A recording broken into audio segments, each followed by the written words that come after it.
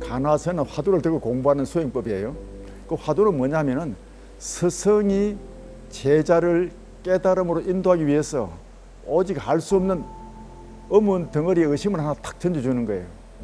예를 들면 육조 해능 스님이 그 남학 회양 스님이 찾아왔을 때 좀 된 사람이 왔다 싶은 생각이 들잖아요. 그럴 때는 네가 어디서 왔노? 뭐 이름이 누구냐 묻지 않고 무슨 물건이 이렇게 왔는가 딱 물었던 거예요.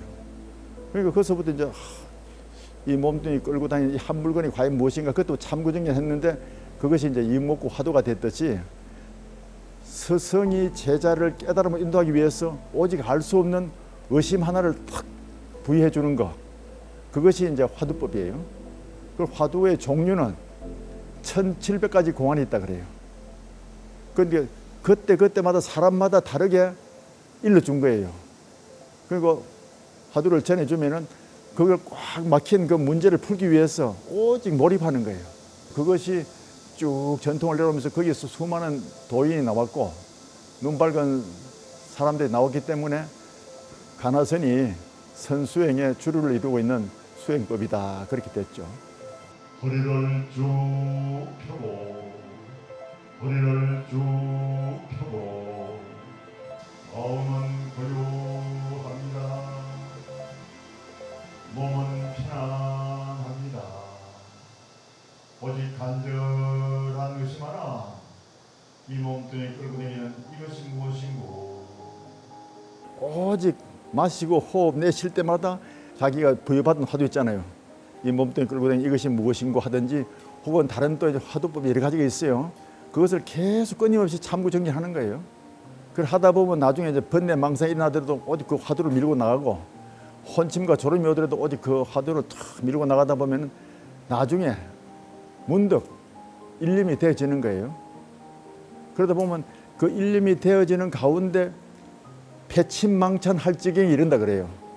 패침, 잠자는 것도 잊어버리고 망찬, 밥 먹는 것도 잊어버릴 정도가 되면은 눈을 뜨고 깨달음을 가깝다 이렇게 나오거든요. 옛날에 그런 그 구절이 있어요.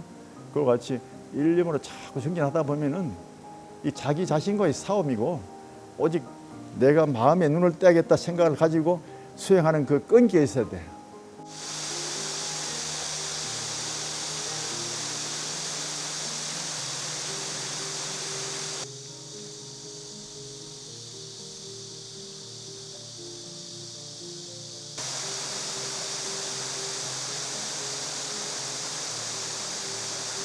부처님의 법은 마음 닦아서 평안 얻는 거잖아요. 지금 사람들이 번뇌 망상이 많고 많이 힘들다 하잖아요. 그것을 극복하기 위해서는 수행 정진을 해가지고 우리 마음속에 번뇌를 잠재우고, 본래 우리가 마음속에는 번뇌가 없대요. 옛날부터 자성청정이라 그랬어. 우리 마음의 그 성품은 청정하다는 거지. 그 청정을 보기 위해서 우리 집중해서 쭉 들어가다 보면은 저 시냇물이 흘러올라가 바다에 도달하듯이 자기 마음의 근본 자리로 돌아간다 이거죠. 그래서 그 수행법을 쭉 하다 보면은 반드시 그 자리에 돌아가 있고, 이게 멀리서 구하는 게 아니고 자기 속에 있는 것을 발견하는 거예요.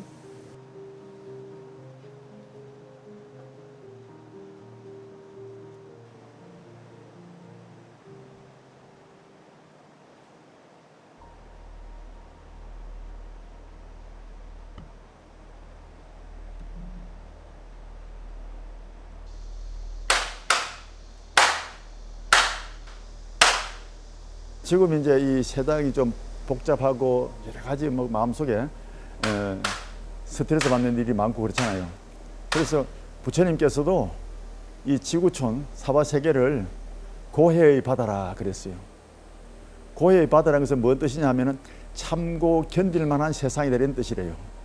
그런데 수행 정진 함으로 해가지고 어느 정도 쭉 들어가면은 번뇌도 없고 우리 깊은 마음의 내면에는 번뇌가 없어요. 자꾸 집중하다 보면은 부정적인 생각이 긍정적인 면으로 바뀌게 되고 불평 불만이 감사하는 마음으로 바뀌게 되는 그 전환점이 이 잠재의식 의식에서 변화가 오는 거예요.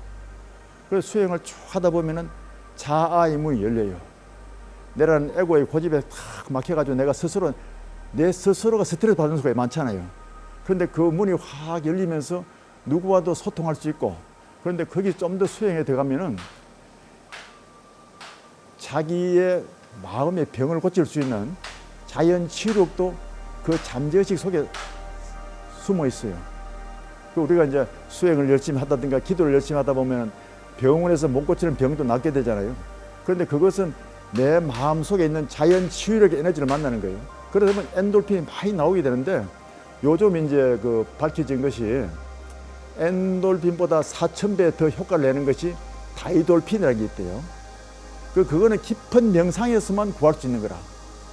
그래서 잠재의식보다 더 깊이 들어가면 이제 뭐냐면 무의식이라 하는데 우리 수행하는 사람들은 그 선정의식이라 그래요. 그 삼매의 수준에 들어가면은 너와 내라는 마음의 경계가 허물어져요. 그리고 차별하는 마음이 없어져. 모든 이 세상의 스트레스는 분별심이잖아. 차별심이고 그것이 싹 허물어지는 경계에 들어간다고. 그 우리가 말하는 무아의 경계에 들어가는 거예요.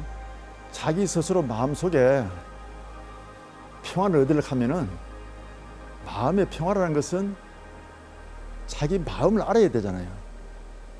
그 마음을 닦는 것은 이 종교가 다르다고 필요한 게 아니에요. 그런 걸 초월해가지고 내 마음 수행을 위해서는 수행처에 가서 한 걸음 한 다가가가지고 그것을 공부를 하면 돼요. 그런데 여기 화순에 있는 신부님이 한 10년 동안 여기 와서 4박 5일 수행을 했었어요. 그런데 그분 나중에 이제 한 10년이 지나가지고 이제 부산의 수도 원장으로 간다 하더라고. 그러면서 이제 앞에 나와서 인사 말씀 하는데 여기 와서 10년 동안 선수행 안 빠지고 왔는데 참 고맙고 감사하다면서 자기가 이제 그 가서 수도 원장이 되면은 여기서 수행했던 그것이 굉장히 도움이 됐다 하더라고요.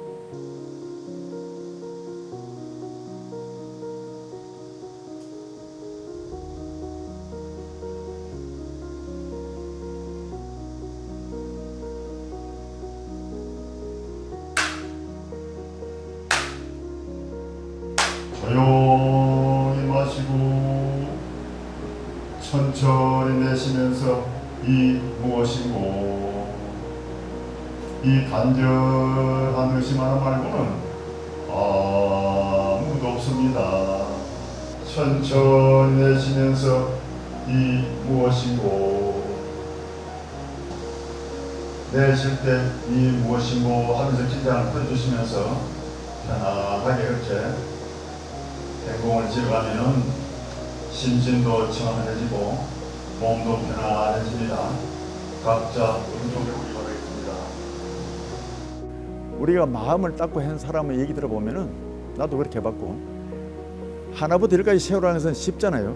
근데 그것보다 좀 깊이 들어가면은 나는 지금 참선을 하겠다 혹은 집중을 하겠다는 그런 마음을 가지고 100부터 숫자를 하나까지 세어 내려오는 거 하지 않습니까?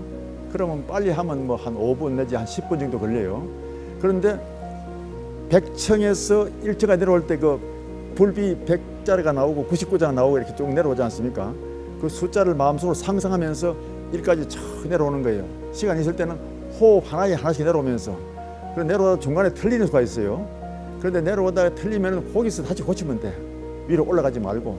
그렇게 해서 1까지 쭉 내려와 가지고 1이 딱 되면은 내 마음이 안정되고 좀 몰입된 상태야. 거기서부터 내가 이제 화두를 들고 공부하든지 자기가 평소에 추구하고 있는 그 어떤 공부법이 있을 거 아니에요? 그렇게 공부법으로 착 전환시키면은 굉장히 도움이 됩니다. 부처님이 8만 장경의 개성을 쉼없이 설하고 있는 장강설이다 이거예요. 그래서 저 물이 흘러가면 저 바다에 도달한다고 일러주고 있잖아요. 선방의 스님들은 꼼짝 않고 앉아있네.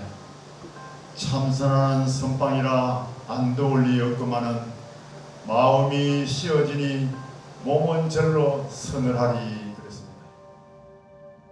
그리고 화두를 가지고 참고하는 정신이 어떤 것이냐면은 저 천길 벼랑 위에서 기와장을 떨어뜨릴 때와 같은 마음이라 그랬어.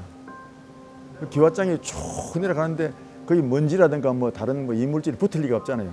있는 것도 다 떨어져 나갈 정도로 속전을 내고 처음 내려갈 거 아니에요. 그지? 그렇게 하는 것이 수행법이라고 일러주셨어.